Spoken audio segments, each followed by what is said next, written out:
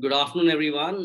Today I have with me Sakshi Vij, who's the co-founder of Myles Car Rental, as well as she's the marketing head of Myles Car Rental.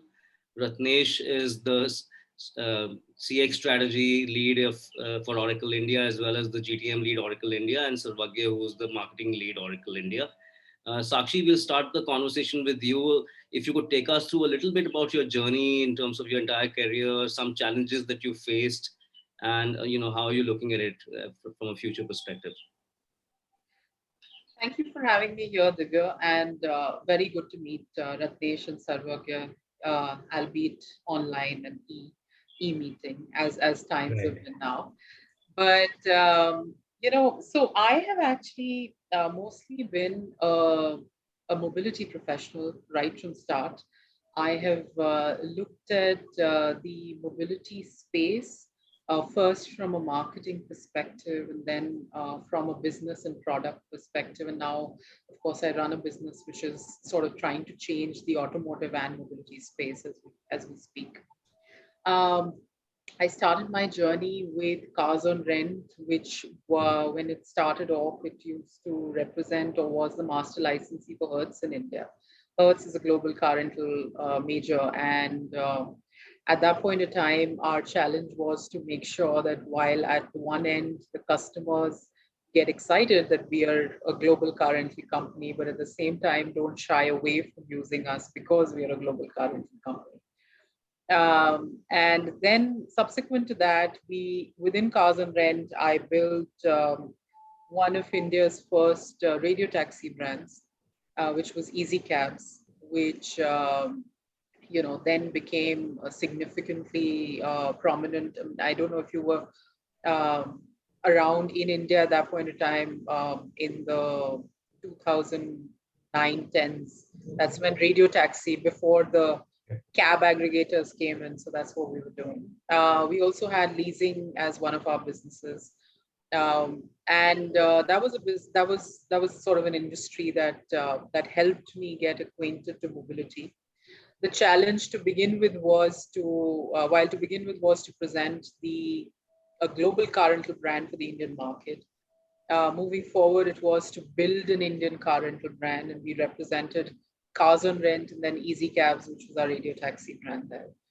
Um, Back in 2014-15 is when we saw an increased awareness about alternate mobility and alternate vehicle ownership amongst people. That's when I started working on the idea of car sharing and car subscription. That's how Myles was born, which is a brand that I have founded and I look at now. The idea behind this is really to change the way we look at vehicle ownership, cars to begin with, but really any vehicle as we move forward. So really getting people to and rather solving the problem of the problems that exist with vehicle ownership, starting with the heavy investments that people have to make, and then helping them have a more affordable, accessible um, vehicle usage experience through the journey. And so yeah, that's really what I do. I help people buy cars, simply put. Wow, that's a pretty exciting journey. Like personally, I've been a Easy Cab consumer. And it was a great experience. I remember when Easy Cab came, in competition to Meru, which was the primary, radio taxi. Easy Cab clearly changed the entire experience in the category. Ratnesh, would you like to talk a little bit about your journey and challenges that you face? Yeah. I'll come to that cause on rent a bit later. But yeah, I started my career in India, moved abroad, spent a few years out in US and Europe, and then in Asia Pacific. But 2007 onwards, primarily been in India. I've always been working on the customer experience side of things. It used to be different names. It used to call Salesforce automation way back. It used to became CRM. Then CRM had sales service marketing, different flavors of that.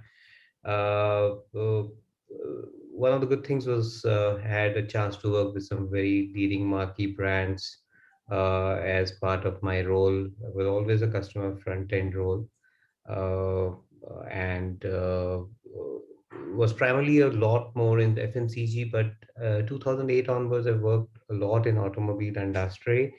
Worked with some of the leading OEM brands, working with the dealerships. And incidentally, it's actually Cars on Rent was, I think I was one of the most significant revenue contributor to Cars on Rent because of, in India, you virtually was on road all the time. And I was the IBM, so Cars on Rent was our go to agency. And incidentally, one story I still remember is that most of the drivers in Delhi, they were actually had their my number saved, and they had very clearly told me that they used to vie for that when I come to Delhi, I should call them early and they would try and get my slot. And the story was that I used to take land every Monday or Tuesday in Delhi, and I used to go to Honda factory, and that was a 70 kilometers run. And then I would go back to my parents in the evening to West Delhi.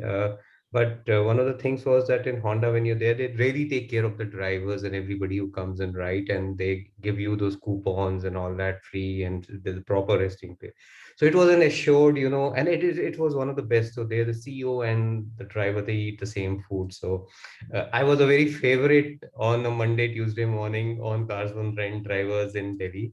And so would some of my team members. They would always say, if there's an IBM request coming in, keep us glued in, and we want that slot because 140 kilometers, very high revenue. But more than that, they had a very, very peaceful sleep in the afternoon, lavish lunch. That was the whole story. Work through consulting, and now I work with Oracle while I lead the customer experience strategy and go to market. I do spend a lot of time still while this is I manage the customer experience strategy within Oracle also, and how they run the business for customer experience. But my role also includes working with lead customers. Automobile continues to be my favorite, so I still get engaged a lot with customers on the whole customer experience front. So that's the background. Sarvagya, would you like to take us through a bit about your journey and challenges that you Sure, faced? sure. Yeah. So I've been a digital and product marketer. I've launched smartphones across for brands like Samsung, Huawei, and worked with technology companies like Google and Oracle itself. I'd say I've been a great user of Hertz every time I go abroad, and I've always had a great experience with Hertz.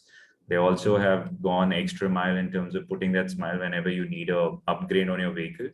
Sometimes they don't really charge you, and it's very, I would say, customer friendly. You just walk out of the airport. Most of their stations are beneath the airport, so great area of cars, super clean. I know sometimes they charge that huge amount as a security, but it's all refundable For easy. insurance, But yeah. good car experience I've had with Hertz, and in India, of course, Uber over Ola any day. So yeah, I've been you know I would just say good stuff about Hertz, and hoping to use Miles sometime. So yeah. So that's the good thing about meeting people from the corporate world and being part of mobility. Somebody or the everyone's had at least one experience somewhere or the other with us. Yeah, Yeah. absolutely. Always fun. Just to give you a little background about myself as well, I've been in the advertising Hello. industry on the strategy side for over 2 decades. Been here working in India, used to take care of Reckitt, South Asia, launched Perfetti, Happy Dent, Bridgestone in India. Did work across the APAC region on, out of Bangkok. I used to be based out of Bangkok on Unilever. So if you've seen Daag Achhe Hain, Dirt is Good, I used to do strategy on it on Southeast Asia and a bit of global and Asia Pac as well. Yeah, and then my last job, I was the chief strategy officer with Publicis here in India, across digital and conventional brand planning as well as activation planning. And last 7 years, I run Intertwined, which is a consulting firm as well as a direct-to-consumer creative firm. So that's really been my journey. On the car rental side, my first experience to especially short duration car rental was the Zip car in the US. Um, and I look forward to even using Miles. I have used what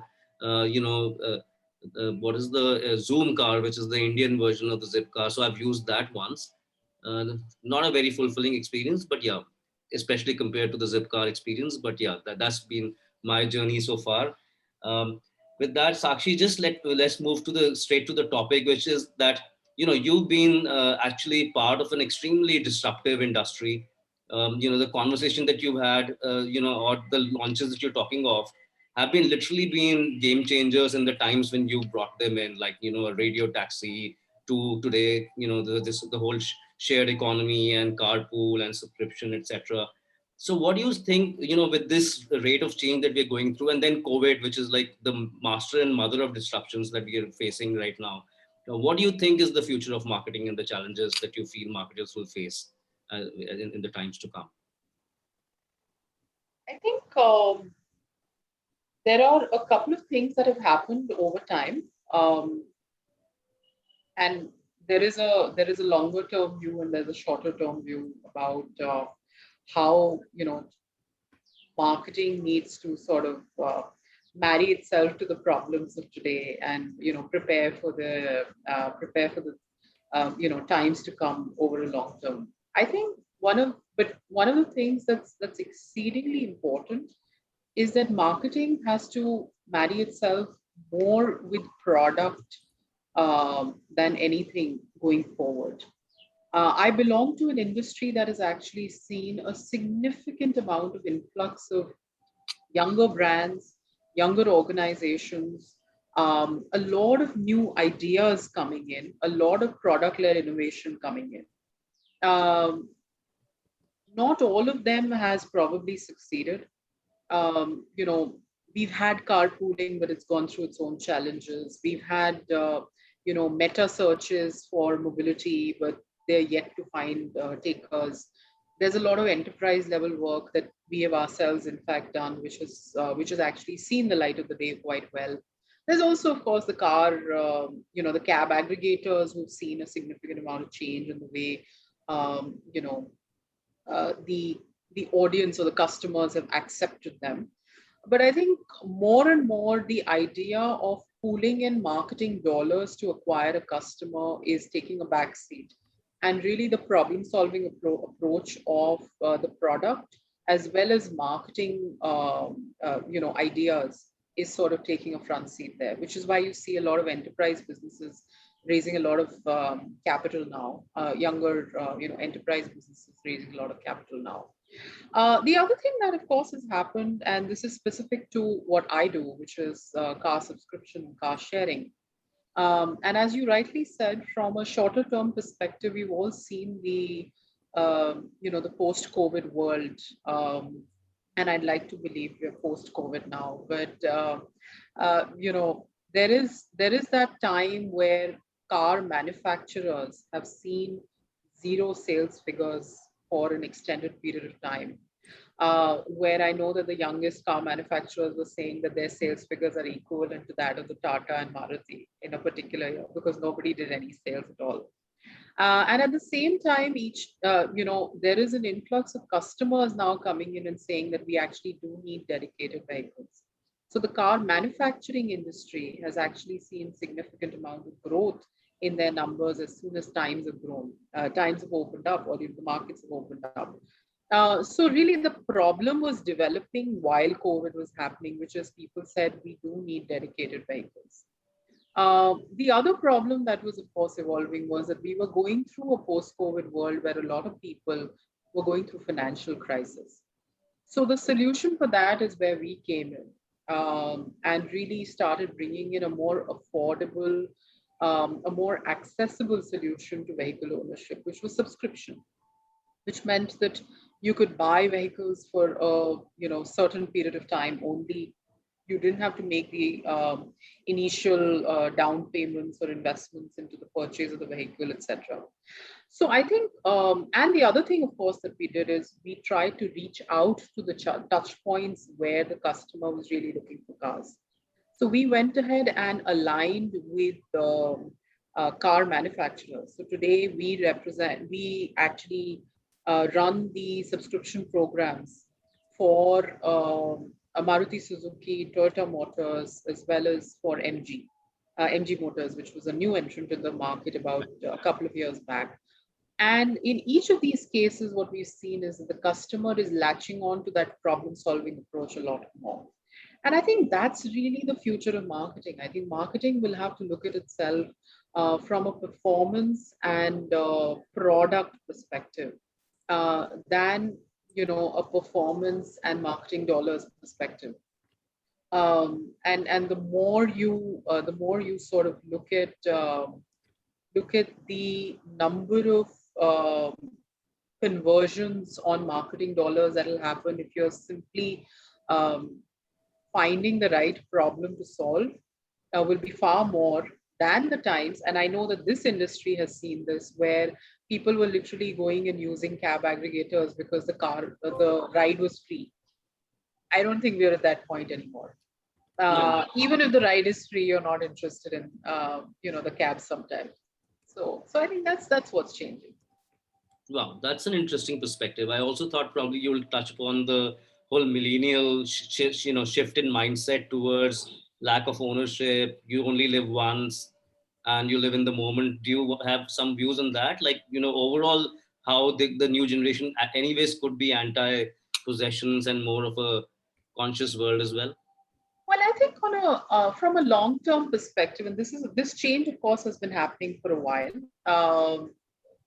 The reason why subscription of a variety of products is becoming uh, prominent, popular, more accepting in today's generation is because we don't want to make commitments towards purchase. We don't want to make long-term commitments towards assets, whether it's furniture, clothes, house, um, aircrafts, or a vehicle, a car that you want to drive in. And a car, in any case, is a depreciating asset. So, I mean, a house could still appreciate, your gold could still appreciate, but even those I don't understand how they're good investments. But essentially, a car is a depreciating asset. You are going to lose your money over that period. If I can give you an option where, you can just fix your monthly budget and then use that vehicle for a certain period of time and then give it up, and whenever you got a little more money, you change to the next car, whatever, and don't worry about the kind of expenses or investments that you've made on the vehicle. That's considered more palatable to today's generation. And by today's generation, I mean, yes, I do mean millennials, but I also mean anyone who's been exposed to the world outside. You mentioned you spent a lot of time in the US. Ratnesh has spent a certain amount of time. All of us have seen or experienced alternate mobility in different parts of the world. If we are going to create a more sustainable mobility option, it will have to be something where not all of our investments have to go into purchasing of those assets. And that's really what's happening. Um, so I think that change is encouraging. And on the longer run, we are already seeing changes in how we're looking at real estate purchase. We're seeing changes in how we're looking at the smallest of things. I mean, I was surprised to see how well a fashion rental or fashion subscription companies are doing. And people are not uncomfortable wearing somebody else's clothes and strangers' clothes. So I mean, the car is still far more comfortable to share. Absolutely. Ratnesh, would you like to build on it in terms of, what Sakshi talked about and also some other challenges that you believe, the future will hold for us? Yeah. So Sakshi, you're right. I think the marketing dollars investment today. So one thing which I think I'm seeing is marketing dollars are not purely tagged as marketing dollars, right? This is basically become an engagement or a customer experience dollars, and that very surprisingly, some of the times I have seen these budgets coming in from sales was anyway given, because sales and marketing, especially in the current world, has just merged so seamlessly. You don't know where marketing starts and where sales end, because it's an engagement. and to and fro and a nurture which keeps happening. But I've seen service, I have seen, and yes, product, right? You were right in terms of that, the new product development, what customer is asking, and if it is not ownership of a car, but it's now urban mobility. It is his need to go from point A to point B, and what can fulfill it, right, in the best way. And if that can be fulfilled by lesser, capital expenses, then that's the way to go. Yes, there are certain exceptions. There are still a huge set of customers in this country who, for them, where car is an aspirational purchase, so it is no longer about the money part. It is to be seen owning a car, and that's why a second hand used car is a big market in this country. There's also that Norway rich ultra segment customers, premium customers, who, for them, which is an aspirational to own that brand.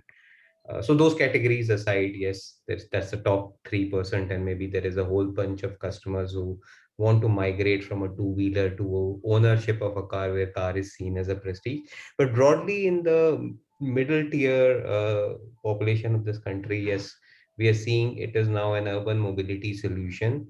And if that can be fulfilled from point A to B, and that's why we have seen so many models. We are seeing now all the major customers, OEMs, going for subscription, as you rightly said. Toyota did it, Maruti did it, and I think everybody has gone ahead and built that model now. Uh, the whole electric cars and this whole new next set of innovations which we're seeing will again drive, and it is being driven. Forget 100 rupees per liter cost of a petrol, probably driving some people to electric.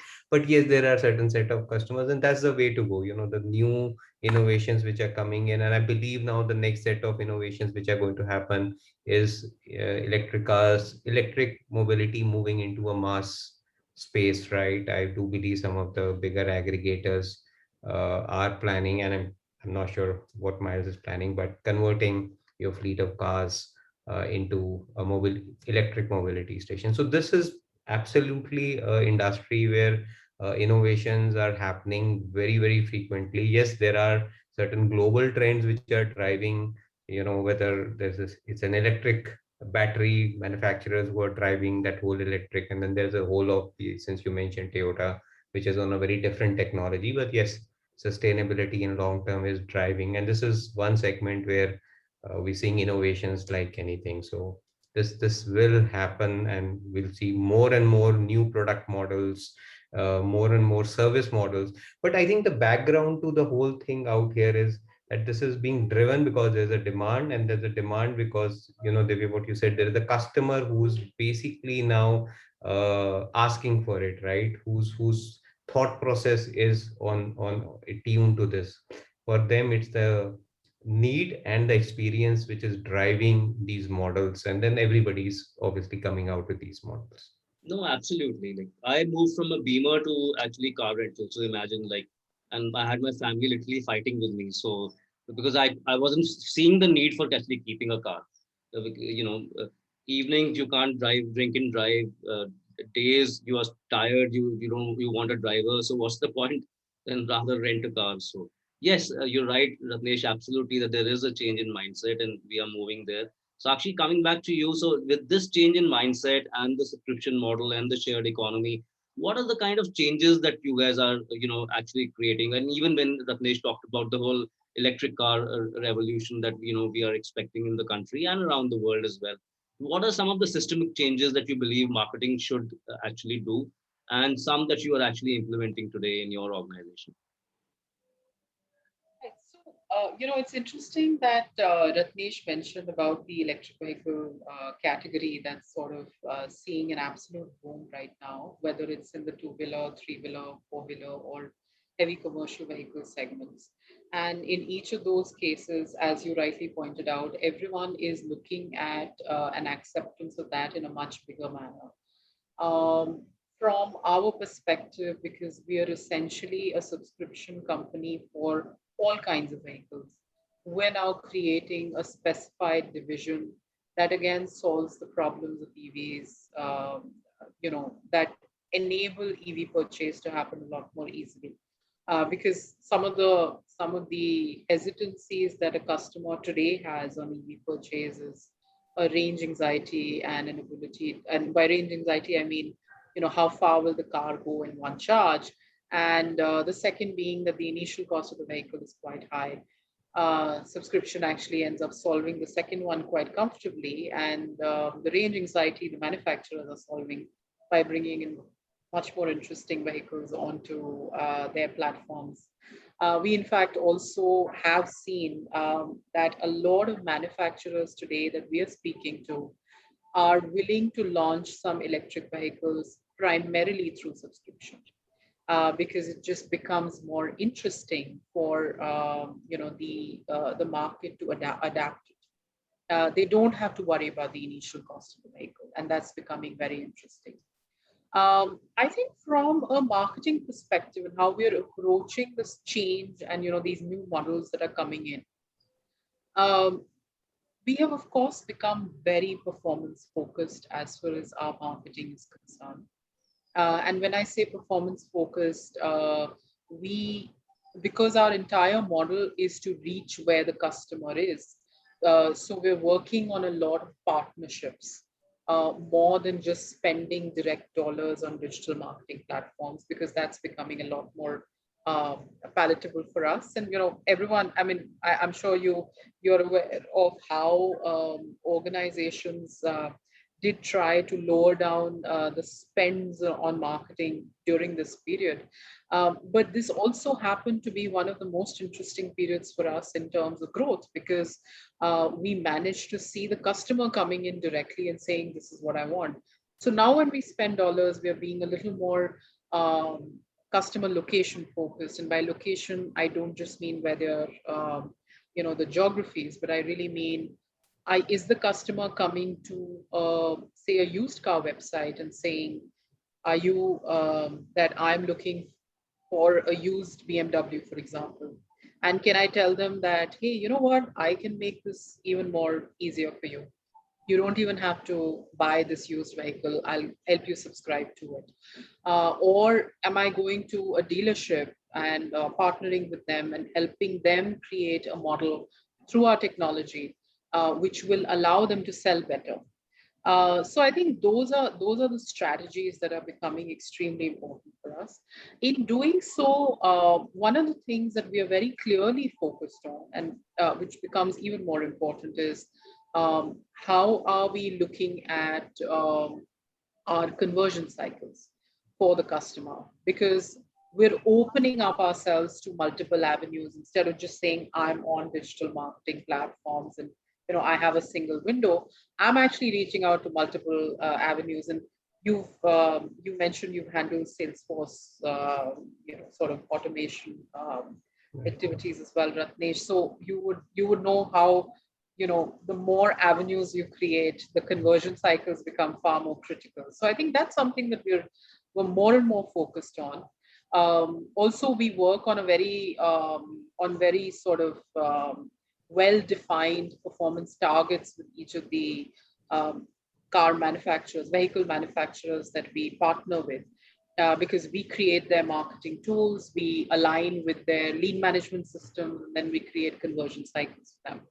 So that's becoming interesting as well. That's pretty interesting. Just to get a sense of it, like, are you therefore looking at it also from a single data view or a single customer view point of view, with so many activities that you do across various, dimensions? Is there something that you've done in that area as well? So we're growing, so it's easier for us to do it right now. It's easier for us to monitor it right now. And as we grow further, yes, I think the focus is more and more to develop systems that allow us a single view of wherever our customer is and how are we getting those leads and how are we converting those over a period of time, and what sort of time is it taking for us to convert these, because these are real customer interactions.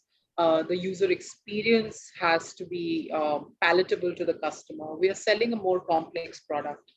The customer was used to going to a dealership, being spoon fed all the information about how to buy a car, or even the paperwork was filled up by a salesperson right there. I am automating this. I'm telling the customer, you can do it all online. But I need to, therefore focus on the experience for the customer as they do it all online as well. Ratnesh, what about you on some builds on what Sakshi said? Yeah, so see, performance marketing is definitely in. I think everybody is tightening their budgets. So we've seen this in pandemic, there was overall directions to every departments to, because the top line has got impacted. So the bottom line has to be kind of maintained, cut on. So build efficiencies, reduce cost, but you cannot at same point of time uh, not focus on top line and customer acquisition, because that's the only way, there's a limit to which you can do a bottom line management, right? So you have to still keep focusing on customer acquisition. uh, and then that's what we're seeing across. So it is very, very tightly being monitored.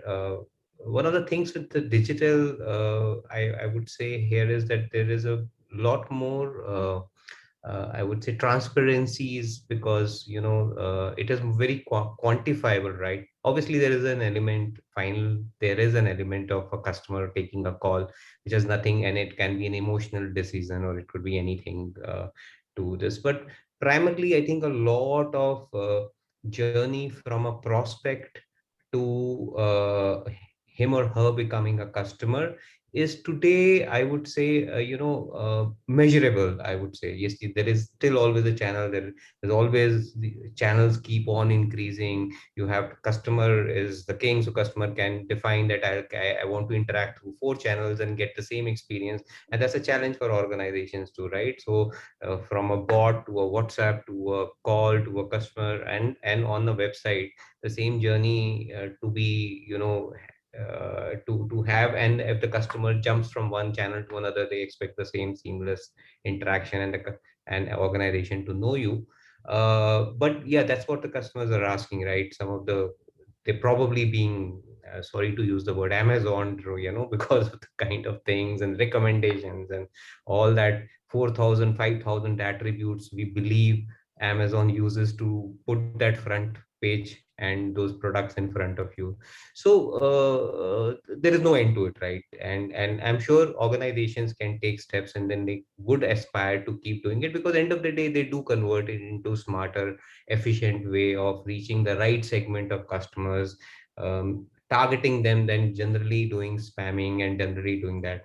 Also, once you acquire the customer, today I think that's become more important, because retaining, and that's old marketing thoughts, right? When you have a customer, keep engaging them, make them happy, and don't lose them, and keep getting them revenue again and again. Yeah, in subscription, yes, it's a 3-4 year cycle. You've got it, then you make sure the journey is good.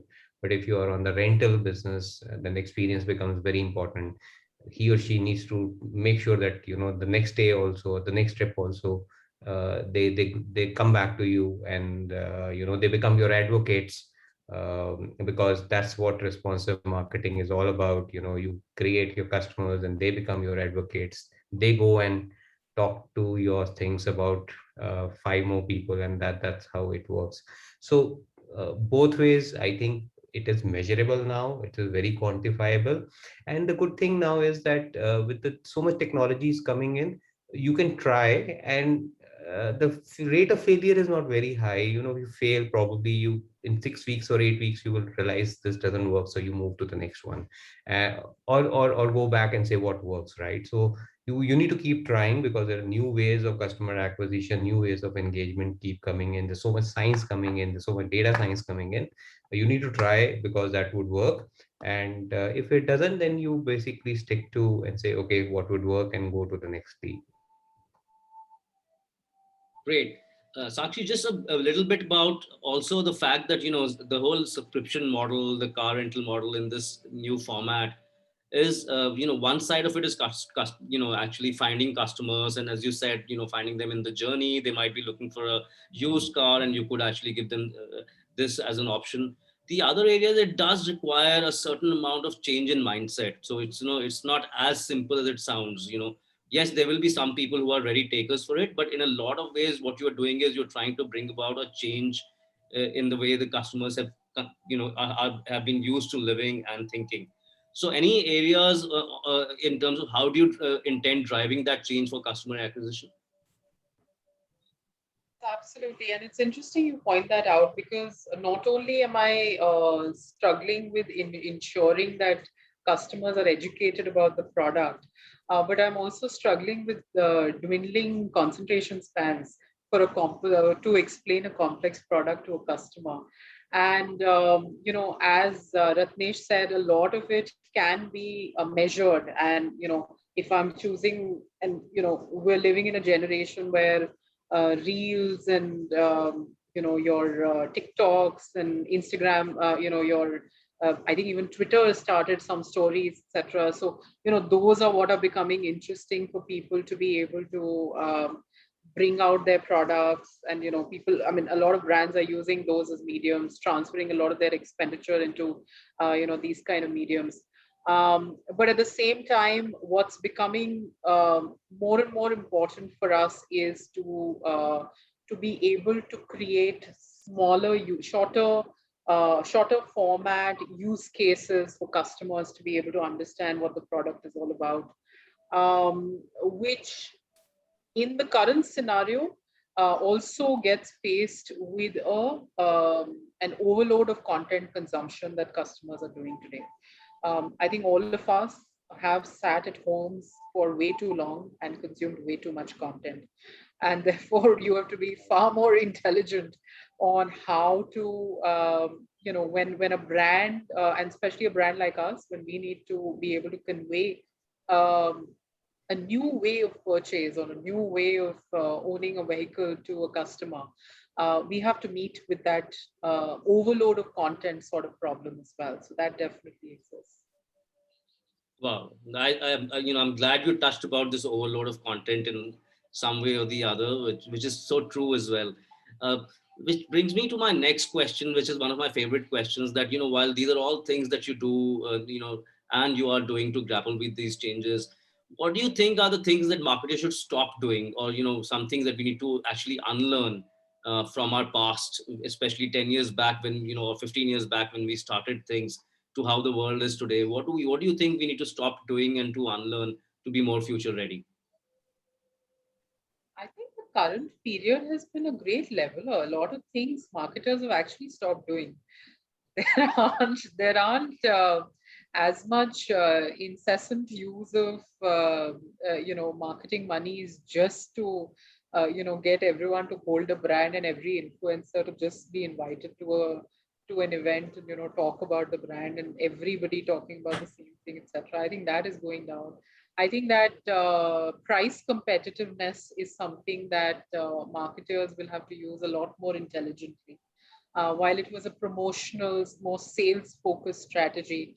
But I think marketers are becoming a little more, I think, aware of the fact that that's not the only thing that can work.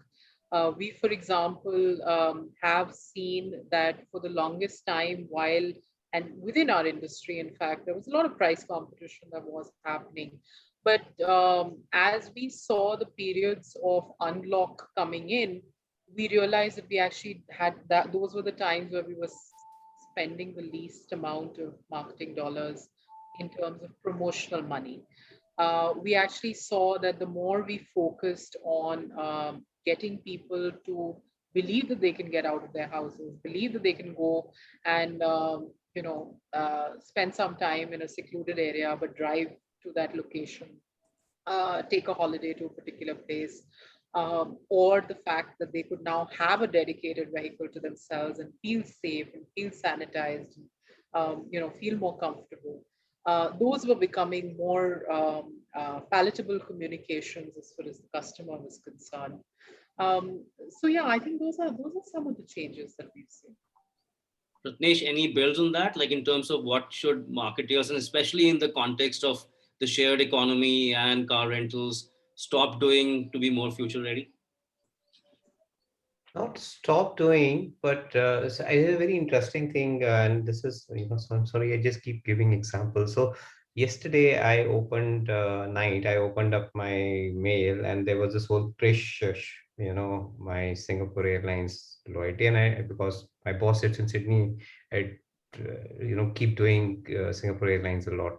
And then I saw, next month my 4,000 points are expiring, and then whatever. So next 6 months, I realized my probably 30% points are going away. And then I realized, they came incidentally. It's not that I was saying, but then I was going back to a whole point about this whole concept of loyalty, right? And points based systems. Uh, these are all so dead, right? Today, will I travel to Singapore Airlines, via Singapore Airlines, or, I'll go and get to a shop and buy something just because probably I'll save 200 rupees on a purchase of what 10%? Answer is no. This whole points accumulation systems and all, the reason is that they may be critical, but today it's more important in my mind that experience is more important, the interactions are more important. Product is definitely most critical, right? So if you ask me today, one of the pillars of the whole marketing, which is the loyalty, I think it will transform. And I'm not saying the loyalty is dead in the way. Loyalty needs to be earned. There probably a better way of now loyalty. Maybe it's an interaction or engagement based loyalty.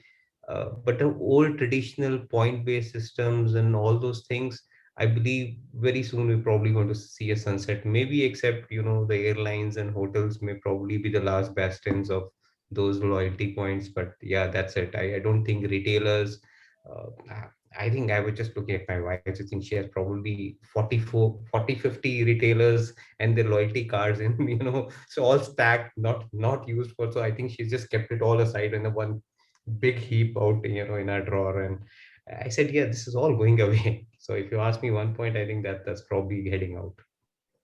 Totally agree with you.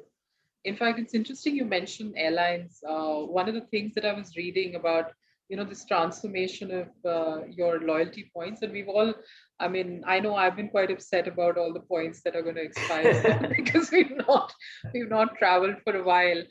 But I think so. I was reading about this really interesting concept, and it helped me actually, think about subscription differently. So there's this company called Surfair. I don't know if you've heard of them, which is essentially creating a subscription for flying. And they're really saying there are 180 airlines across the world. Primarily, I think they've started from the US, Oh, and okay. they have said that you can just buy into a subscription and fly into any aircraft, whichever is available. Then, and they've tied up with multiple airlines. Then, so that's the kind of loyalty that might make that. So subscription is sort of, I think, paving way for a new way of loyalty for airlines. So I may choose to try to still fly Singapore Air, but I will do that because I already have a certain price benefit Yeah. bought into my subscription for a variety of flights, etc. So I think that's and that commoditization of flights, travel, etc., is sort of going to, that focus is going to go away. So the American Airlines will definitely have to do something about I it, but know. because they are the ones who made it into a commodity. It's Uh, very interesting yeah. as a model is all I could say. Like, how it pans out, I don't know, but it's almost like, the next level of the earlier days airlines used to sell you those coupon books that you could use whenever you wanted to fly. This is literally the next level where it's shared infrastructure and it's actually multiple airlines coming together Yeah, and because they all exist, right? They yeah, all exist. Yeah. And also, I think the other thing that they have done is that I was also reading about another example, and this is how subscription is sort of changing the way we're looking at how we're selling things. There is a trucking subscription company, which is not selling a subscription for trucks, which is actually selling the ability for people to move dirt. So they're selling a subscription on the number of tons of dirt that uh, enterprises need to move. So you don't have to subscribe to a truck. You just have to tell us how much do you need to move, and I'll give you a subscription for that. after a certain frequency. It's happening in a lot of FMCG products as well now. Subscription is becoming a really popular means of creating a customer lifetime value and creating a much more extended value in that sense. So yeah, that might be interesting. But yeah, the loyalty piece, I would go with that as well. I want to stop feeling upset about the points that I'm losing. Yeah, yeah. With that, I'll bring it to the closure of our discussion. So, Sakshi, would you like to leave us with some closing notes, to close the discussion? No, I think thank you very much for having me. First of all, I think from the perspective of marketing, I'm excited to see the next phase of brands that are coming in. From a personal interest perspective in the subscription space, but in general as well, and see how they are going to tackle the current period of change. And over the long run, I think as we keep discussing that there is going to be a new normal as we move out of COVID times. Therefore, the new normal of marketing may it be as close to product-led innovation as we as can be.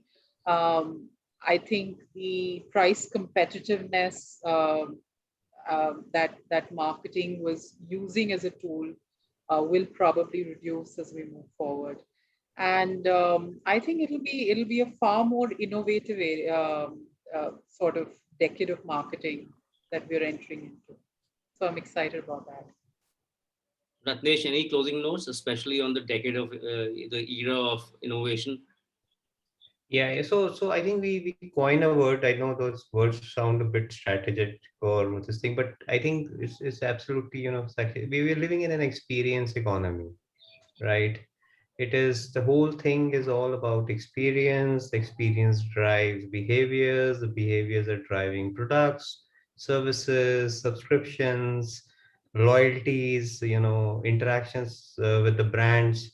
And I believe that that's what some of the leading organizations will differentiate. The organizations were probably able to differentiate this and modeling their products, and they're no longer now compartmentalized organizations. So there's an organization, living organism, who can do and manage this whole experience management of a customer. I think will be the leaders, and then there will be others who will aspire to be in that space, right? But there will always be a category leaders who will be category leaders because they got this thing right on experience economy. Yeah, I think you hit the nail on the head, especially when it comes to millennials and Gen Z. A lot is being talked about that they are actually, the whole generation is about experience hunting, and whether it's why they would like to travel more, why they like to own less and do more things, or the whole YOLO side of it is largely because experience is becoming far more important, and that moment is becoming far more important than possessing things. So in that context, I think it'll be interesting times for a business model like yours. Sarvagya, any closing notes at your end? Great conversation, great learning for me as well. So, yes, actually, I'll be in touch with you for our future events, and would love to have you on board as a panelist or person for contribution towards our Oracle events. Happy to have been part of this. Sure. Thank you. Thank you so much.